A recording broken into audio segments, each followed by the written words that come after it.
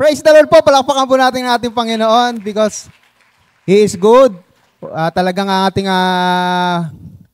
nakakatuwa po. Ang dami nating mga green. Green ang suot po, not hindi yung isip. Ano? So maraming salamat po sa Panginoon. At ngayon po yung ating Sunday celebration. Salamat sa lahat ng mga nasa ano. Kung noong unang panahon po, tayo po ay merong dakong labas. Yung mga anak sa labas tsaka anak sa loob. Ngayon meron ng anak sa taas. Ngayon puno na yung nasa taas natin. Tsaka anak sa baba. So ngayon na po yung ating division, di ba? Napakasaya po makita, no? But anyway, tignan ko muna kung gumagana ba to. Testing. Ay, naka-off. Yan.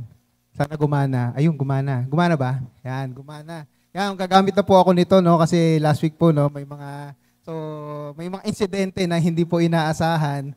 So, hindi naman po sinasadya. So, we were just want to apologize sa mga grupo na naipakita. Kung maalala po ninyo last week, so meron tayong nasabi, kung maalala nyo, meron tayong part na na sinabi doon, na kaysa ito yung gawin nyo, yung chismisan, ito yung gawin nyo, yung mag-servants altar kayo, kung naalala nyo po yun, no? Tapos bigla kayong natawa kasi may lumabas na picture. So actually, kinausap ko nga yung grupo nila, sila RB po kasi yung grupo na yon. Okay lang naman daw sa kanila, kaso nga lang, di niya nga raw napansin. Kaso parang may ngumiti sa kanya, na parang may ibig sabihin. So binalikan niya yung video. So kami po ay humihingi ng apology. Hindi naman po sinasadya yun. That was, saktong nagsabay. Siyempre, may usapan ho kasi kami sa PMM, sa media. Kailangan mauuna yung PowerPoint. Nasobrahan po sa una. Nag-usap-usap naman po kami at wala namang bad blood. Sa katunayan po, no, so yun nga, again, we apologize sa grupo na yon. Ang intention natin is talagang ipakita natin itong mga taong na to talagang nag-servants altar sila and yung mga picture na nakita natin doon. And sa katunayan niya noon, so wala hong samaan ng loob. Sa katunayan po, ang media at yung grupo nga po nila, ayan po yung mga naghanda ngayon. So nakita nyo, no? Praise the Lord! Woo! Ito yung mga lobo nito, mamaya. So gusto mag-uwi ng lobo. Kaya salamat po sa lahat ng grupo na yun, sa media team natin, nag-partner para nagpagod, nagpuyat, at nakakatuwa po, ilang taon na ba ito? Kasi di ba walang laba-laba or what I mean, nilaban na yan eh. Yung kumbaga, pag tinignan mo siya, para siyang hindi siya nilinis kasi nga niluma na ng panahon. Pero, yung merong sa kabila ng mind mo, palitan na kaya natin yan. Pero parang mas maganda ganyan eh, luma eh. Kasi yan po yung God's, yung palatandaan ng God's goodness. At nakakatuwa po, no, nakakaiyak. Wow, after all these years, iiyak na tayo. Kasi yan po yung banner of praise of God's goodness, grace sa buhay natin. Diba? Again, ayaw nating hayaan yung incident na yon, yung maging hadlang. So again, nung sinabi po natin, instead na nakikipagchismisan, wala po dito sa church yon. Sa ibang church po yung sinasabi ko. Ganun. Sa ibang church po yun. Kaya sabi mo sa katabi mo, hindi ikaw yon. Hindi ikaw yun So, tsaka we appreciate, na-appreciate namin, dinerecho kami. So yung po mga kapamuso, sana we can learn from this. Kung kayo po may sama ng loob sa amin, diretsuhin nyo po kami, Mas maganda po yung ganon. But anyway, I invite everyone na tumayo. Muli awitin natin. Huwag tayong sana magsawa sa deeply rooted. Huwag mo nating hayaan yung mga small things na yan na magiging hadlang sa ating unity. Sa halip, ang deeply rooted praise po, nagre-resulta ito sa pagkakaisa. Bakit to? Because we have one God na ating pinupuri. We have one God na ating sinasamba. Ang ating pong topic ngayon, deeply rooted praise. Pero okay ba yung natin, lyric video natin? So bago tayo mag-opening prayer, awitin po muli natin to hanggang sa maging LSS tayo. Go!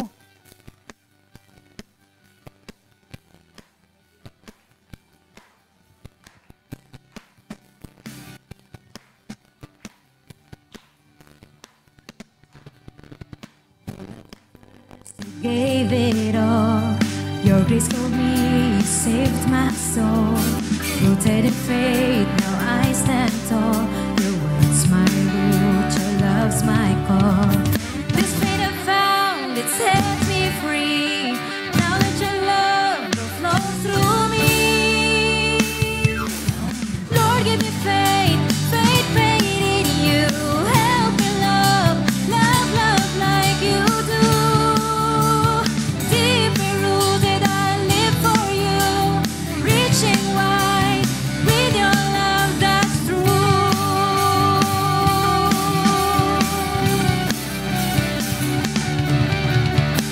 love's not just in words alone, it's in all you freely show. So help me live the way you gave, the rich that lost deserve to save. This faith I found that sets me free. Now let your love go flow through me. Lord, give me faith, faith, faith in you. Help me love, love, love like you do. Deeply rooted, I live for you. Reaching wide, with your love that's true. Lord, give me faith, faith, faith in you. Help me love, love, love like you do. Deeply rooted, I live for you.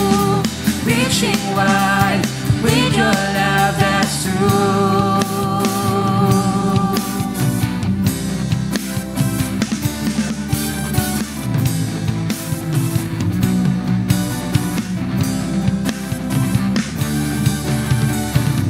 You called me child, how deep, how wide. This love of yours I cannot hide. So grow my faith and help me show your love so deep, it overflows. You called me child, how deep, how wide.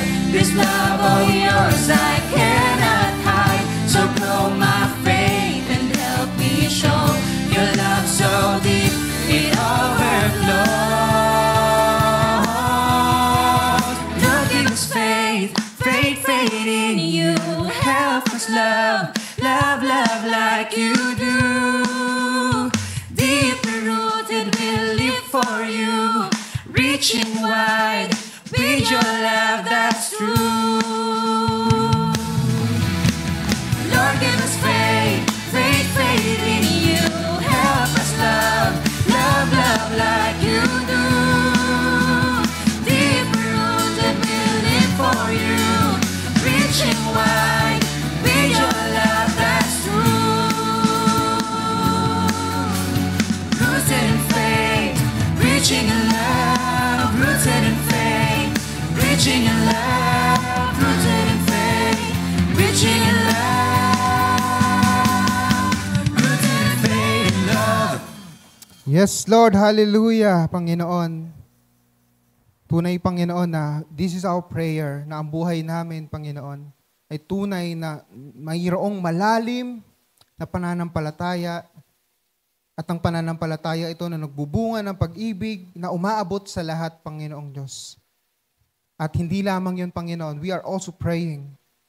Magiging resulta din ito, magre-resulta ito sa buhay namin ng malalim na pagpupuri sa iyo, Panginoon. Kaya Lord God, we pray to bless us, Lord God, as we study your word, Panginoon. Especially sa buhay po ni David bilang tao na merong deeply rooted praise, na nabuhay siya ng may deeply rooted praise, Panginoon. Bless us, O God. In Jesus' name we pray. Amen. Yan, praise the Lord po. Maaari pong umupo. Yan nga, no? Maraming salamat po sa lahat ng mga napagod, mga kasama natin na nagulat ako nung madaling araw pagsilip ko po, no. Sabi ko may mga bakwit sa likod. So dahil po sila mga napagod po sa pagpe-prepare nito. Maraming salamat po sa mga media team natin, sa grupo na nabanggit natin kanina. Sila po yung laging pag may activity tayo, sila lagi yung naiiwan dito, sila yung naglilinis dito. Maraming salamat po kasi hindi ho namin kaya yon. So hindi ho namin kaya yung ginawa nyo, yung mga palobo. Mamaya, yung mga bata gusto yung mag-uwi ng lobo. Pwede ba yung uwiin? Pwede naman yata, no? May mga bata natin. Pwede yung iwi yung mga lobo mamaya.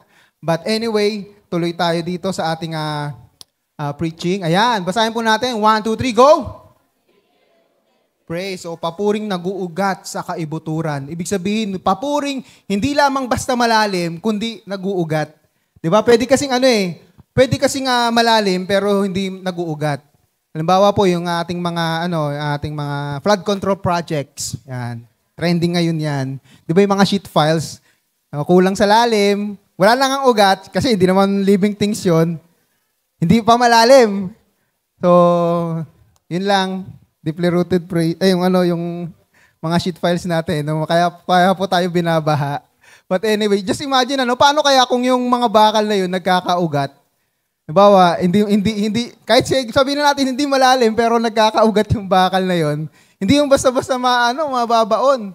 So yun po yung ibig sabihin dito kasi ang bakal, unlike dun sa mga projects natin ng mga DPWH, yung mga contractors, hindi siya living things. Ang mga nagkakaugat lang, mga living things. Ibig sabihin, ang pananampalataya pala natin kailangan buhay. Bakit? Kung patay po yung pananampalataya natin, it will stop growing, it will stop digging. So, kailangan magkaugat, bumabaon sa ilalim. At isa sa nagre-resulta nito, nagkakaroon po ng malalim na pagpupuri sa Panginoong Diyos. At pag-usapang papuri po sa Diyos, wala nang ibang mabuting halimbawa dito, kundi si David. Because David was a man of praise. Nabuhay siya na laging may pagpupuri. At mamaya titignan ho natin yung ibang mga sinulat niya, no? So, alam niyo ba kung ilan yung sinulat niya sa Psalms? Yung directly naka-attribute sa kanya, 73. Tapos, di ba at least 75 lahat kasi yung Psalms 2 tsaka Psalms 95, walang nakasulat doon. Ito ang katha ni David, ito ang awit ni David. Pero sinabi sa New Testament na ito'y simulat si David, yung sa Acts chapter 2 tsaka sa Hebrews chapter 4 verse 7, binanggit doon na si David yung sumulat. So at least 75 kalahati po ng Psalms. Ilang chapter ng Psalms? 150. Isipin niyo yun, At least 75 kasi yung ibang mga walang nakasulat na author, hindi malinaw kung sino yung author.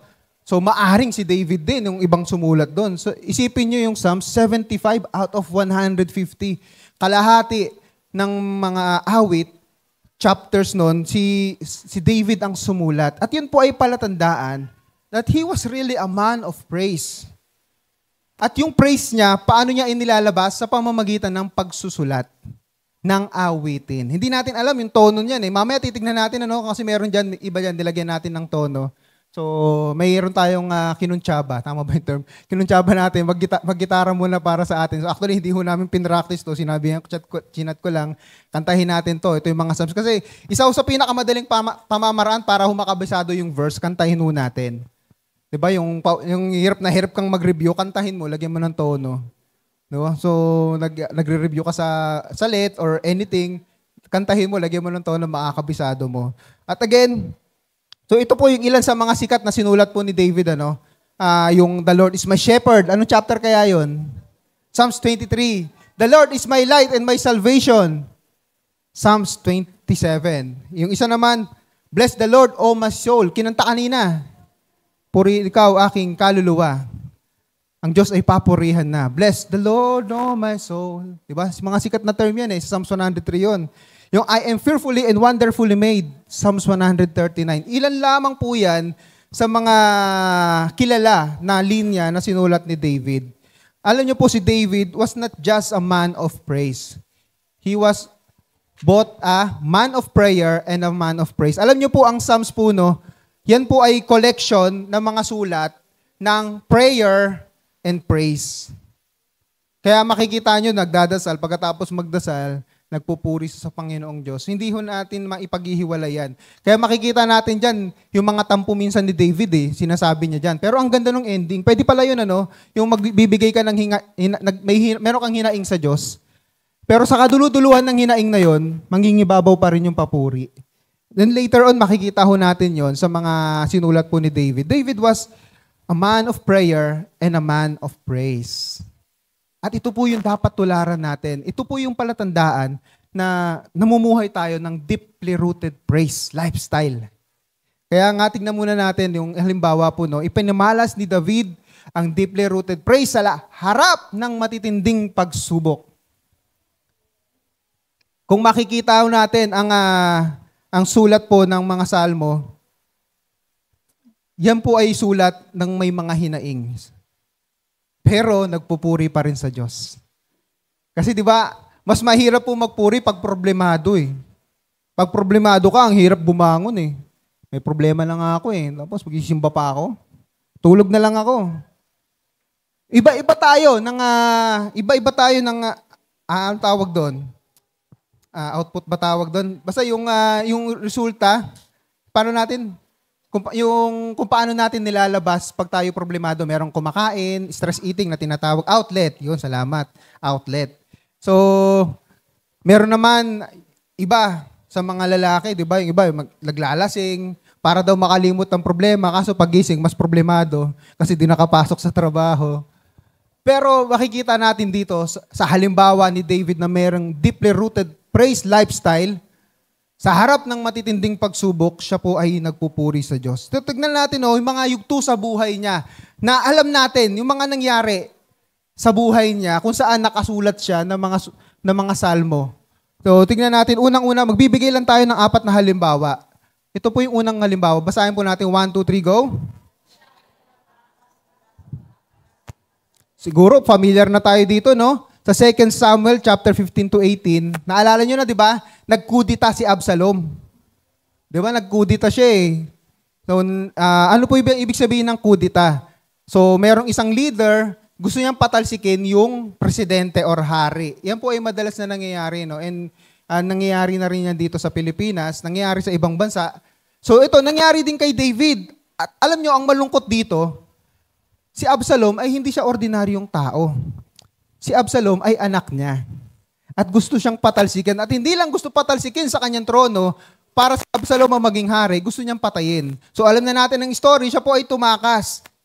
Pero imbis na po na magreklamo siya sa Diyos, ano yung ginawa niya? Ito po yung nangyari. Sinulat niya ang awit 3.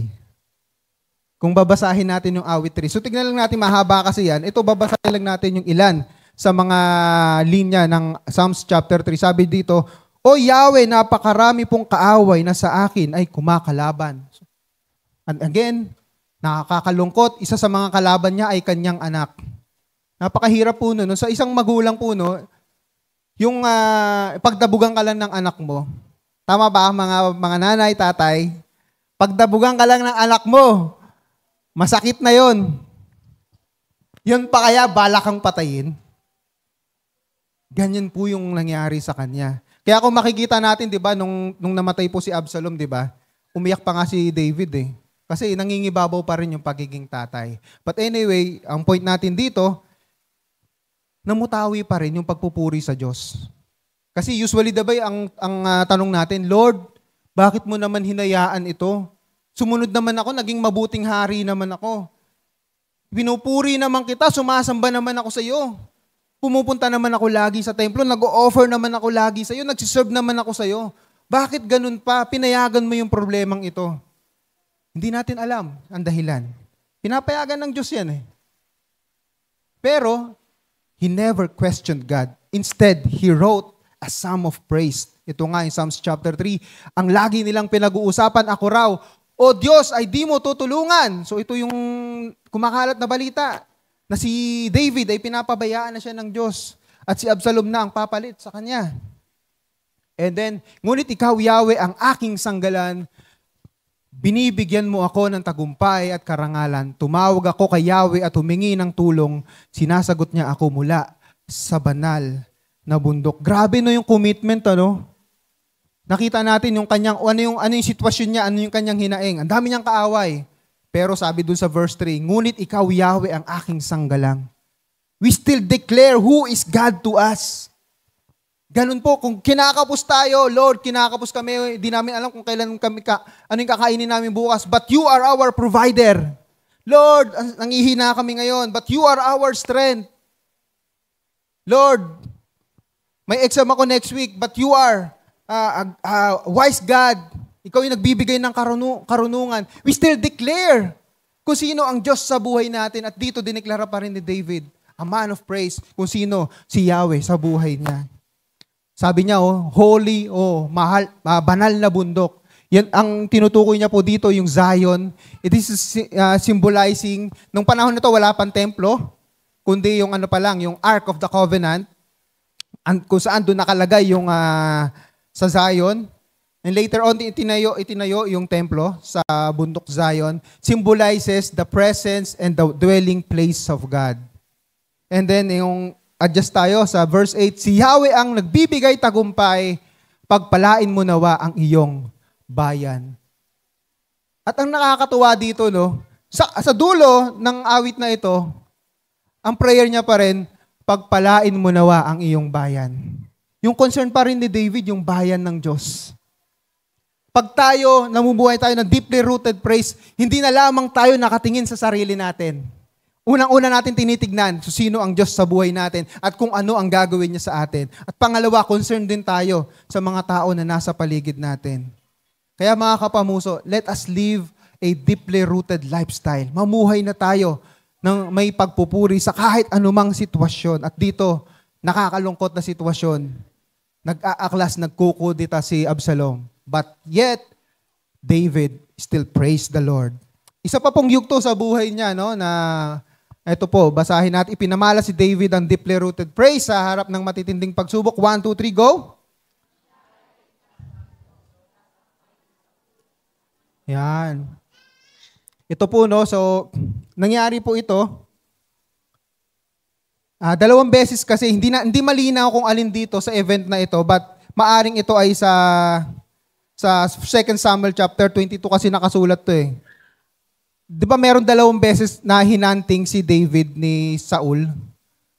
Tapos nakaligtas siya. Yung ginupit niya pa nga yung siguro pumupupo yata si si Haring Saul. Pumasok sa kuweba. Kasi yung toilet nila noon CR eh. So ganun no. Buti nga yung pangarap natin dito. Ayan nyo, konting antay na lang maayos na po yung CR natin.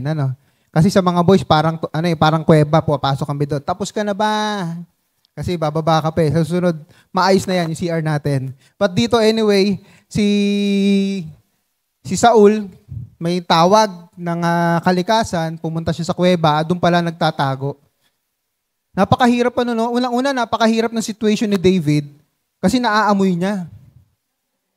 Diba? Isipin mo, yung naamoy mo na, tapos yung balak mo pang gugupitan ko nga to. Hindi ko alam kung tapos biglang umamoy, napakahirap. Pero syempre, pinakamahirap, pag nakita siya, papatayin siya.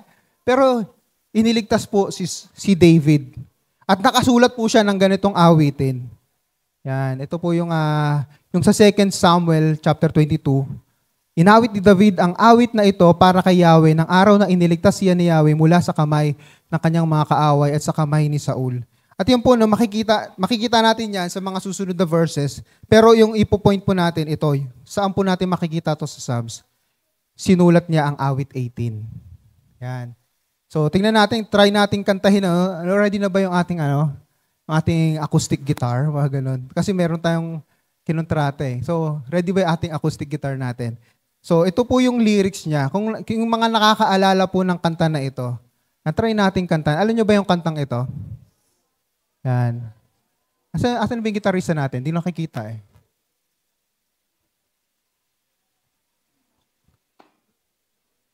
Sige, yun natin.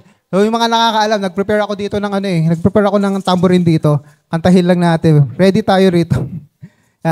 So yung mga nakakaalam, kantahin lang natin. Kasi maganda po yung tono nito. Ito po yung tinunuhan po nila Brother Joshua tsaka ni Rovelyn. So, naalala niyo ba yung tono nito? The Lord is my rock, my fortress, and my deliverer. My God is my rock, in whom I take refuge. My shield and the horn of my salvation. He is my stronghold, my refuge, and my Savior from violent people. You save me. Everybody, 1, 2, 3. I call to the Lord, who is worthy of praise, and have been saved from my enemies.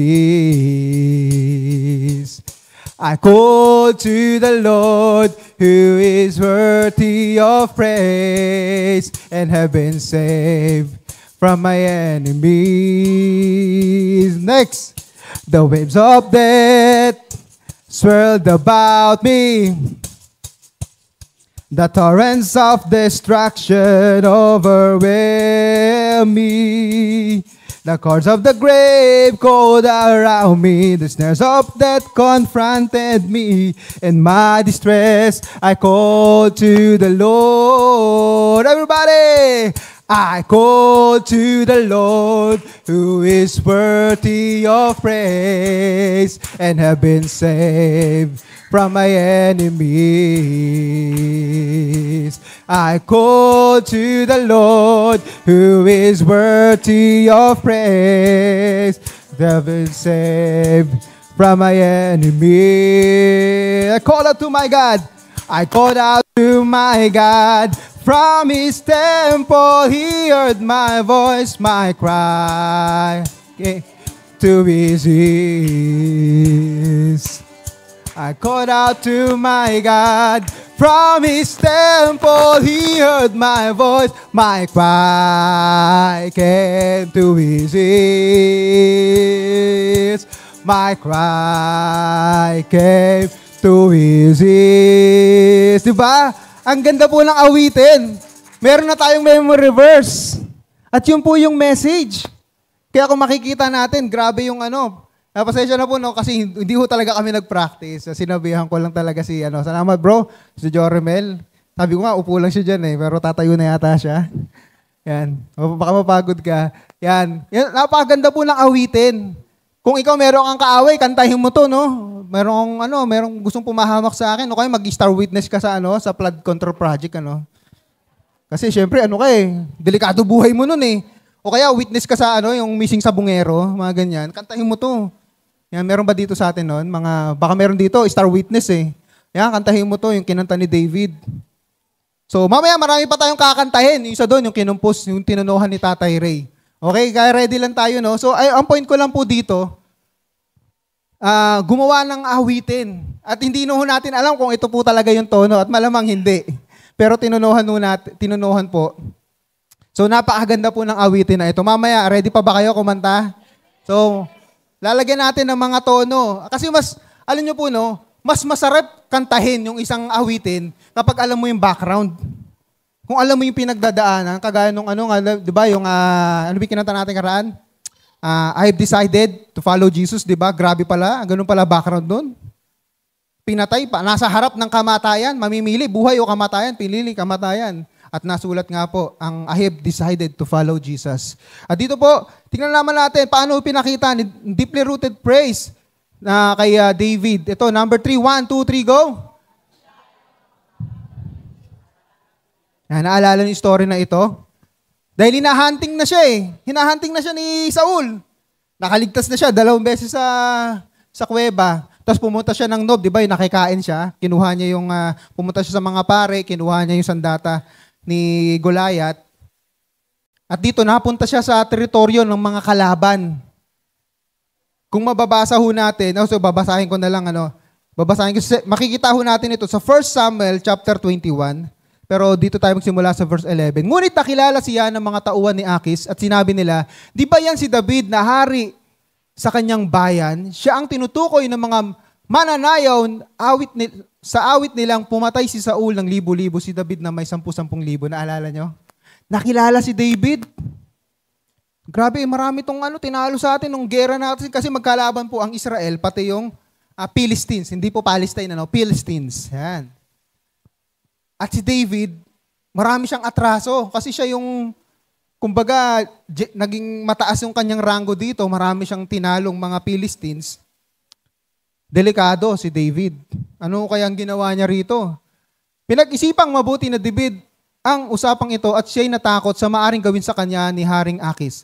Kaya't nagkunwari siyang baliw na siya'y hulihin, nagsusulat siya sa mga pader ng pintuang bayan at hinayaang tumulo ang kanyang laway. Sample lang ko sana eh. Kasi wag na lang wala ata akong towel dito. Sipin nyo yun, grabe.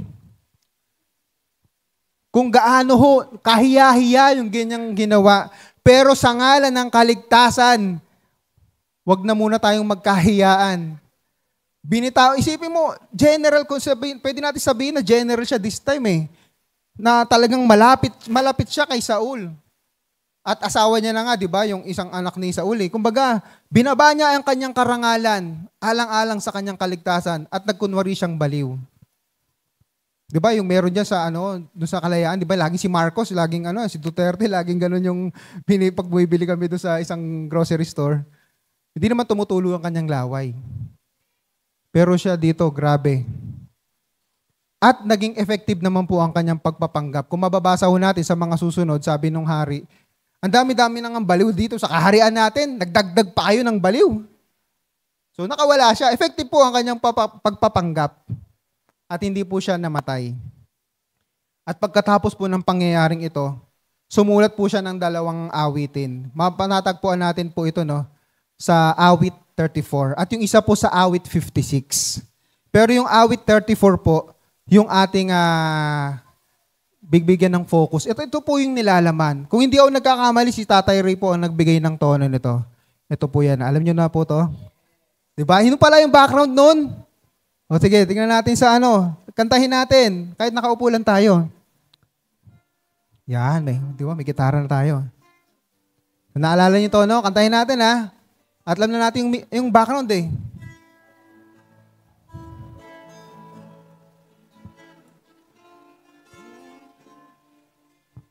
Si Yahweh ay aking laging pupurihin.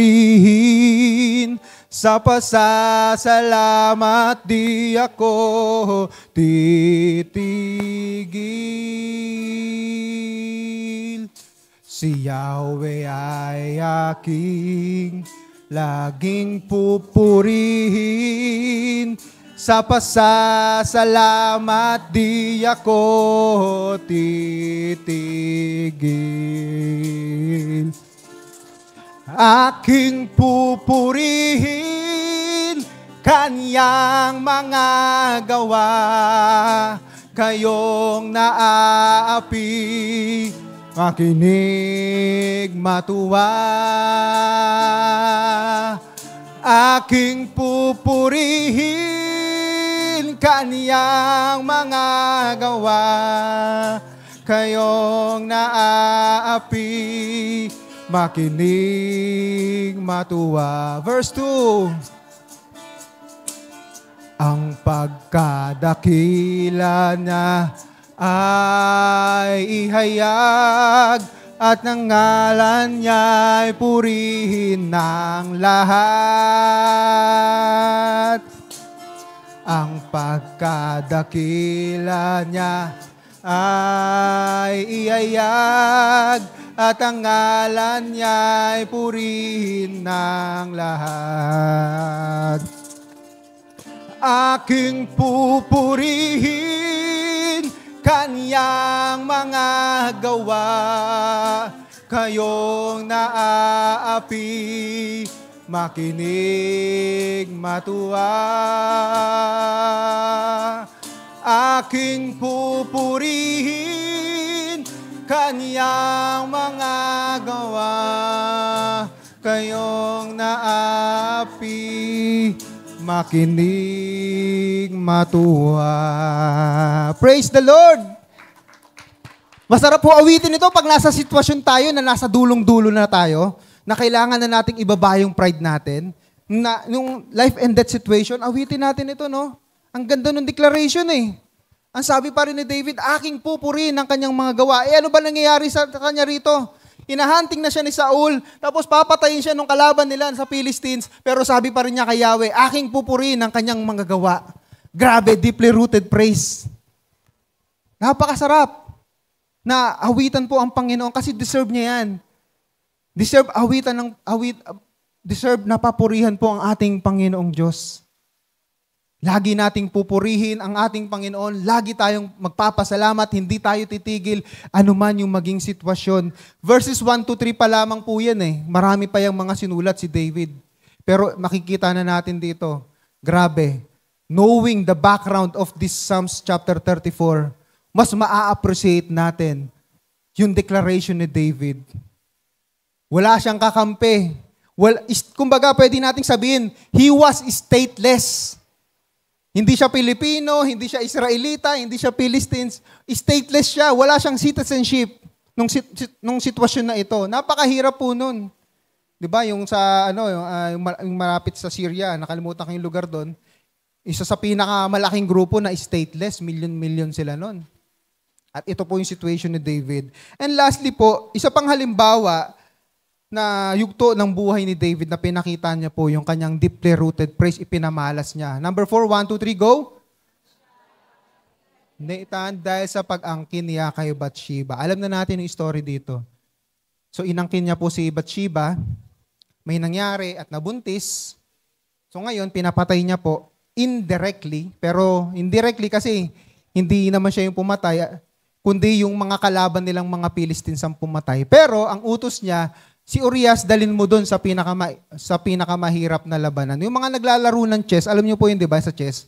Yung sinasacrifice natin yung mga pawn. Yung iniingatan natin yung reyna, yung mga officials. Lalong-lalo na, syempre, yung hari. Iniingatan natin eh. Si Urias, hindi siya ordinaryong sundalo. Mataas ang kanyang ranggo. Pero sabi ni David, dalhin niyo dun sa pinakamainit, tapos pagka sobrang init na ng labanan, iwanan niyo. At namatay nga po si Urias. Ang nangyari, dumating si Prophet Nathan, sinabihan niya si David. Di ba, gumawa pa siya ng parable nun eh. Yung may bisita, mayaman siya, tapos may dumating na bisita. Pero instead na, dahil mayaman siya, kumuha siya ng kanyang tupa, pumunta siya doon sa kapitbahay nila, naiisa lang yung tupa, tapos kinuha pa. Di ba parang ganyan yung ang dami kong hugot sa ngayon, sa flood control eh. Pasensya na po, no? Dami na nilang pera eh. Pero huhugot pa ng milyon-milyon na pera. Kaya hirap na hirap tayo sa mga free benefits ng mga medical. So, ganun po yung nangyari dito. So, after this, ano po yung naging tugon? Naalala nyo? Nagmalaki ba si David? Nagsisi siya. Inamin niya siya yung nagkasala. At ito po yung nangyari. Sinulat niya po yung awit 51. Ito po yung sinulat niya, no? Psalms chapter 51 po yung sinulat niya. Sabi dito, ako'y kaawaan, o mahal kong Diyos, sang-ayon sa iyong kagandahang loob, mga kasalanan ko'y iyong gawin, kasalanan ko'y iyong pawiin, ayon din sa iyong pag-ibig sa akin. Minsan kasi, di ba, kadalasan pag may kasalanan tayo, we want to justify. Bawa, nanuntok ka. Siya kasi unang sumuntok sa akin eh. Paminsan-minsan lang naman ito. Hihingi rin naman ako ng tawad. Di ba, minsan pag gagawa tayong kasalanan, nagpapatawad naman ng Panginoong Diyos. Mabiyaya naman ng Panginoong Diyos. Pero dito, hindi natin makikita rito. Nag-humble down. Pag tayo po ay isa pa ho sa pinakamahirap na yugto po ng buhay natin bilang mga Kristiyano at mananampalataya ng Diyos. Pag alam mo nagkasala ka, minsan po ang hirap magpuri. Sino nakakaramdam nun? Kasi yung guilt feeling, dati lagi ko nararamdaman niya, Lord, nahihiya na akong mag-pray sa'yo, nahihiya na akong lumapit, nahihiya na akong mag-worship sa'yo. Nakagawa na naman ako ng kasalanan. Pero si David, ang tindi ng kanyang kasalanan. Sabi nila adultery, pero kung titignan natin, napakalalim pa eh. Inangkin niya talaga eh. Pinatawag niya si Bathsheba, tapos pinapatay pa yung asawa. At sabi dito sa verse 2, linisin mo sana ang aking karumihan at patawarin mong aking kasalanan. At dito po, nasulat po sa verses 10 and 11, yung isa sa pinakasikat na linya po. So, awitin natin yung mga nakakaalam nito. Yan, create in me a pure heart. Yan. Sa key of A. Ang yata, AED yata yan. Yan. So, yung mga nakakaalala, no? Pag tayo nagkasala, masarap pong awitin ito.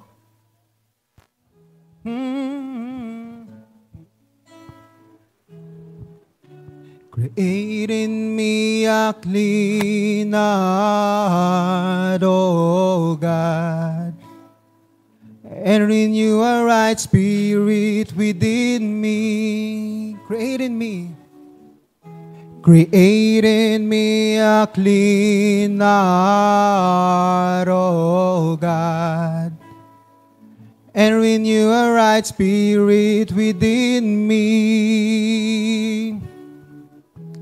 Cast me not away from thy presence, O Lord, and take not thy Holy Spirit from me. Restore unto me the joy of thy salvation, and renew a right spirit within me. Cast me not away, O Lord, and cast me not away from thy presence, O Lord. And take not thy Holy Spirit from me. Restore unto me the joy of thy salvation, and renew a right spirit within me. Napakaganda pong prayer na ito. After we have sinned to God, maaring ikaw, nahihirapan ka manumbalik sa Panginoon, you are backsliding right now, gawin mong prayer ito. May titindi pa ba sa kasalanan ni David? Meron bang nakagawa ng mas matindi pa sa kasalanan ni David dito? Nakapatay? Ng agaw ng asawa? Pero ito po yung prayer ni David. Ito yung praise ni David. Lord, wag mo akong ilayo sa iyong presensya. Wag mong alisin ang banal na espiritu sa akin. Sabi, renew a right spirit within me. Kung meron ho sa atin dito, nag-i-struggle ho spiritually, gustong manumbalik sa Panginoon, this is the right time. Ipamalas natin ang deeply rooted praise na buhay. Ano pong nangyari dito? Kung maalala natin, ituloy natin yung kwento sa buhay ni David. Di ba nabuntis si Bathsheba? Ano nangyari? Namatay yung bata. Nag-fasting pa nga si David eh. Natatakot yung kanyang mga tauhan kasi nga, nung buhay pa yung bata, grabe, hindi kumakain. Paano pa kaya pagpatay? Pero nung nalaman ni David na patay, anong ginawa niya? Naligo, nagbihis, nagpuri sa Panginoong Diyos. Grabe. Deeply rooted praise. At yun po ay nagmumula sa puso. Kaya ho, bilang aplikasyon, alam na natin nung halimbawa ni David, sa iba't ibang sitwasyon, pwede po pala natin ipamalas ang deeply rooted praise. Hindi ho dahilan yung mga masasamang nangyayari, yung masamang nakaraan, yung iyong brokenness, pagiging heartbroken mo, hindi siya dahilan para matigil ang pagpupuri sa Diyos. Bagkus, mas mataas na pagpupuri po ang ipinapamalas natin sa kabila ng sakit na nararamdaman natin, sa kabila ng ating mga pangit na nararanasan sa buhay, still, we look up to God. Still, itinataas pa rin natin ang ating mga kamay. Still, dinideklara pa rin ng ating mga bibig that God is great, that God is good, that He is worthy to be praised, that He is worthy to be worshipped. Amen? At yun po, ipamalas natin ang deeply rooted praise sa lahat ng pagkakataon. Sabi ho sa 1 Thessalonians chapter 5 verse 18, at magpasalamat kayo sa Diyos sa lahat ng pagkakataon sapagkat ito ang kalooban ng Diyos para sa inyo, sa inyong pakikipag-isa kay Kristo Jesus. Yamang ngayon, meron na po tayong Jesus sa buhay natin. Mas meron tayong malalim na dahilan para humagpuri sa Diyos. Bakit? We have one common denominator lahat dito. Unang-una po, one common denominator, lahat tayo makasalanan. Pangalawa, lahat tayo minahal pa rin ng Diyos. Pangatlo, lahat pa rin tayo ay pinatawad pa rin ng Diyos sa pamamagitan po ni Kristo. And because of that, these things, karapat-dapat po, mapapurihan po natin ang ating Panginoong Diyos. Paano ho natin ipapamalas ang deeply rooted praise sa lahat ng pagkakataon? Number 1, basahin natin. 1, 2, 3, go. Yan. Siyempre, yun ang unang-una. Pag may ginawa hong mabuting bagay ang Diyos sa buhay natin, ideklara natin, di ba? Ito nga, yung nilagay natin sa Servants Altar, di ba? Yung iba nga lang, hirap lang basahin eh. Marami po pala tayong doktor sa ka-church, ano? Binabasa ko yung mga papuri. Mga doktor siguro itong mga kapamuso na ito. Wala lang nagsasabi, pero marami talagang doktor. Sinisikap nating basahin. Pero yun nga, papurihan natin ang Diyos sa mga mabubuting bagay. Minsan kasi yung mga bagay na ito, na take for granted natin, di ba? Sabi nga yung kay Pastor Rodel, di ba? Ang hirap pong gawin yun eh. Hindi ko kaya yun eh, discipline. Yung inspired by the song 10,000 Reasons ba yun? Sinusulat yung mga papuri araw-araw. Parang ang hirap na, no? Sinusubukan ko eh. Talagang tamad ako magsulat eh. Pero si David, ang sipag niya magsulat, ano? Nakasulat siya ng mga salmo. So, purihin po natin ang Diyos sa mga mabubuting bagay na ginawa niya. Sabi po sa James chapter 5 verse 13, may paghihirap ba ang sino man sa inyo? Manalangin siya. Nagagalak ba ang sino man? umawit siya ng papuri sa Diyos. Kung mapapansin natin kanina, panay kantahan tayo. Bakit to? Yun po, ang praise po, no, ang pag-awit ay hindi po pagsamba, kundi yan po ay bahagi ng pagsamba. Kasi ang pagsamba po ay pwedeng ang pinakamataas na uri ng pagsamba po yung obedience. Yun po talaga yun. Pwede tayong magaling kumanta, pero yung lifestyle natin of worship, hindi natin na ipapamalas. So ang pag-aawit sa Panginoon ay isa lamang sa resulta ng ating pagsamba. At dito nga po, kung nagagalak ang sino man, umawit siya ng papuri. Bakit nagagalak? Kasi may ginawa ang Diyos, yung matagal mo ng prayer request. Diba? Yes, nakapasok na ako ng trabaho. Yes, pumasa na ako. Diba? Ipagmalaki mo ang ginawa ng Panginoong Diyos. Pero, hep hep hooray! Dapat yung number 2. 1, 2, 3, go!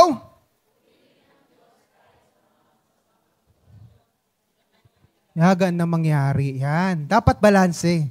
Baka naman yung nagpupuri lang tayo sa Diyos pag maganda yung situation natin eh. Ay, may nangyaring masama ngayon. Ayoko na tinatamad ako magpuri sa Lord. Hindi. Sa lahat po ng pagkakataon. Whether maganda ang nangyayari or may masamang nangyayari, papurihan pa rin natin ang Panginoong Diyos. At wala akong ibang magandang example dito sa buhay po ni Job. Diba? Ano nangyari sa kanya? Nawala ang kanyang kayamanan, kanyang mga ari-arian, namatay ang kanyang mga anak, at dumating pa yung punto na siya po ay nagkaroon ng maraming nana. Ano ba tawag doon? Basta, hindi siya ketong eh. Pigsa, ayun. Ang nana, ano yun eh, malaking, yung pigsa, maliit. Yung nana, maliit lang yun. Pero yung pigsa, malaking nana. Isipin mo, di ba, magkapigsa ka lang sa puwet, isa. Hindi ka na makaupo. Paano pa kaya pagka buong katawan mo? Di ba, paano ka kaya magpupuri sa Diyos noon? Ano yung ang kada galaw mo, yung tataas ka ng kamay? Ay, may pigsa ako sa kilikili. Di ba yung mga may pigsa sa kilikili? Hindi maisarang ganyan eh, no? Tapos yung may special number kayo, yung gaganong-ganon. Yung sasayaw kayo ng yung, di ba? Sasayaw kayong dungka, gaganong-ganon kayo. Tapos naiipit yung pigsa mo sa kilikili. Hindi ka makakapagsayaw. So, sabi po dito ni Job, ang sabi niya, hubad akong lumabas sa sinapupunan ng aking ina, hubad din akong babalik sa lupa. Si Yahweh ang nagbigay, si Yahweh rin ang babawi. Purihin si Yahweh. Grabe. Praise the Lord, yung pa rin. Wala na yung mga anak ko, wala na yung mga ari-arian ko. Hindi naman binaha, wala namang baha, pero nagkaroon ng tornado, nagkaroon ng tulisan, ang dami nating hugot sa baha na yan. Pero sabi ni Lord, praise the Lord. Kahit binabaha tayo, praise the Lord. Di ba, naalala natin? Kaya, ito nakakatuwa po talaga ito. Ito'y alaala na tayo pang mga panahon na binabaha pa tayo dito. Ito'y alaala na tayo ay nagsisiksikan pa tayo. Ito'y alaala nang wala pa tayong aircon. Di ba? Pero nagdeklara pa rin tayo. Sino si Jesus Christ sa buhay natin? Merong provider. Jesus never fails. Yung mga care plaque, yung mga care plaque na ganyan yung itsura na ibandera ang inyong mga flags. The banner of praise. E syempre, pangatlo, bilang aplikasyon, basahin natin. 1, 2, 3, go! Sa lahat ng pagkakataon, dahil deserve niya ito. Ano man po ang sitwasyon, deserve po ni Lord ang papuri. Bakit? Dahil kung sino siya. We praise God because of not who we are. Because of who He is. Ibig sabihin, whether maganda yung nangyayari sa buhay mo or pinayagan niya yung mga masasamang pangyayari, sitwasyon sa buhay mo, God deserves our praises because of who He is. He is a powerful God, a loving God, gracious God. He is our provider. Sabi po dito sa Pahayag 4:11, aming Panginoon at Diyos, karapat dapat kang tumanggap ng kaluwalhatian, karangalan at kapangyarihan sapagkat ikaw ang lumalang sa lahat ng bagay, ayon sa iyong kagustuhan, sila'y magkaroon ng buhay at nalikha. Sabi po sa English, worthy are you, O Lord, our God, to receive praises, power, glory, and honor. Because of your will, they existed and were created.